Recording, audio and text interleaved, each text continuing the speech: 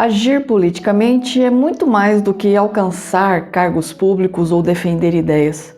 Acima de tudo, é compreender o outro, escutar com atenção e buscar pontos de convergência onde só existe conflitos. É, acima de tudo e, portanto, o exercício da arte da conciliação. Essa capacidade de articulação é uma virtude rara e, ao mesmo tempo, necessária em qualquer sociedade. Quem sabe a arte da articulação consegue influenciar pessoas, e quem consegue influenciar pessoas conquista pela razão. Sem esse tato político, sem essa sensibilidade na convivência e na fala, até mesmo o mais brilhante dos seres humanos se torna malquisto. A coragem e a integridade perdem o brilho quando desacompanhadas do trato social, das habilidades sociais. E bravura sem as habilidades sociais e de fala são os temas centrais da tragédia histórica que vamos resenhar no especial Shakespeare desse mês. E sim, meus amigos, estamos falando da peça Coriolano. Eu sou Gisele Silva Rumim e convido vocês para essa conversa que começa, é claro, logo após a vinheta. Acredita-se que a peça Coriolano tenha sido escrita entre os anos de 1607 e 1608, período em que William Shakespeare já se aproxima do final de sua carreira teatral. Considerada por muitos estudiosos como a peça mais política do autor, ela se insere entre as peças históricas denominadas peças romanas, escritas pelo bardo, ao lado de Antônio e Cleópatra, Júlio César e Tito Andrônico. A tragédia Coriolano se passa na Roma antiga em um período de grande tensão social. A cidade passa por uma grande escassez de alimentos e o povo, faminto e revoltado, culpa a nobreza, acusando-a de reter os grãos, de impedir a distribuição desses grãos. E é nesse cenário de conflito entre classes que é narrada a história de Caio Márcio, um nobre e valente general romano. A despeito de ser um general vitorioso, Caio Márcio também é conhecido por ser orgulhoso e por ter certo desprezo pelos plebeus. Inclusive, ele se coloca contra a distribuição de grãos às pessoas pobres. Além da fome, Roma é ameaçada pelos volscos, um povo inimigo cujos exércitos são liderados por Túlio Alfídio. Caio Márcio se destaca na batalha contra os volscos. Sua ferocidade é fundamental para a tomada da cidade de Coríolos.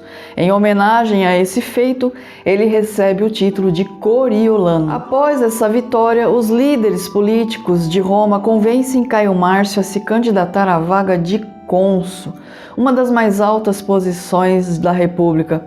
No entanto, para ser eleito, ele precisa do apoio do povo. E para obter o apoio do povo, ele precisa falar publicamente e demonstrar humildade. Coriolano tenta, a contragosto, seguir todo o ritual político, especialmente após ter sido aconselhado por sua mãe, Volúmina, uma mulher de temperamento forte e de grande influência sobre o filho.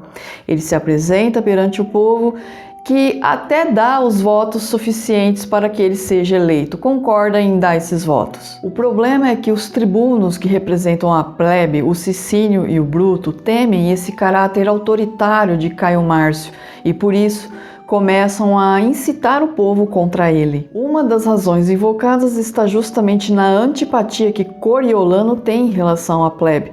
Ou seja, em outras palavras, Coriolano odeia a pobre e não esconde isso. A votação para cônsul se torna conflituosa, pois o povo se volta contra Coriolano, que não consegue segurar o seu temperamento diante das críticas e responde com violentos ataques verbais. O conflito se intensifica quando os tribunos acusam Coriolano de ser contra a distribuição de grãos aos pobres. E muito embora o Senado tenha tentado intervir a seu favor, não houve alternativas.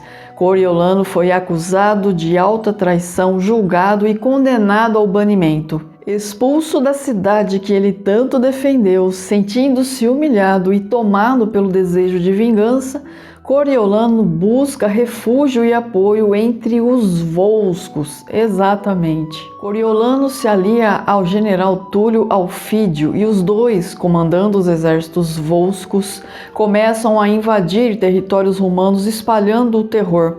Roma é sitiada e, na iminência da queda da cidade, os senadores começam a enviar mensageiros até Coriolano buscando clemência. Coriolano se mostra irredutível até que chega até eles sua esposa, sua mãe e seu filho pequeno. Só então seu coração é abrandado. Eles celebram um tratado de paz e parte de volta para a capital dos volscos. O problema é que sua decisão é considerada traição, especialmente por Túlio Alfídio e seus soldados, e por essa razão Coriolano é assassinado justamente por aqueles em quem depositou confiança. Coriolano é muito mais do que uma tragédia pessoal. É um espelho político e humano. O Shakespeare nos mostra como o ódio entre as classes e o desprezo mútuo entre governantes e governados podem transformar a realidade de uma cidade ou de um país em um verdadeiro campo de batalha. Roma, na peça Coriolano, dividida entre o orgulho da nobreza e a revolta do povo, é o arquétipo de uma sociedade que se fecha ao diálogo. E quando a comunicação falha, a violência ocupa o espaço da palavra e a injustiça cede lugar para o ressentimento. A peça também revela os perigos de se viver pelos extremos, seja o idealismo rígido dos heróis, seja esse ódio cego das massas pelos seus governantes. Coriolano é o retrato de um homem incapaz de dialogar com as diferenças, justamente por estar preso na rigorosidade de suas ideias. Ele defende Roma, mas não entende o coração de Roma, que é justamente o povo. E o povo na peça é facilmente identificável como massa de manobra. O bardo, com muita genialidade, nos mostra que o poder político sem empatia não passa de força bruta. Já o poder popular sem pensamento crítico se torna fúria descontrolada. No final das contas, a peça Coriolano nos ensina que a capacidade de diálogo é uma força poderosa e que por muitas vezes se sobressai a força bruta. Eu agradeço a todos que chegaram até aqui comigo no final desse episódio, um super beijo e até a próxima!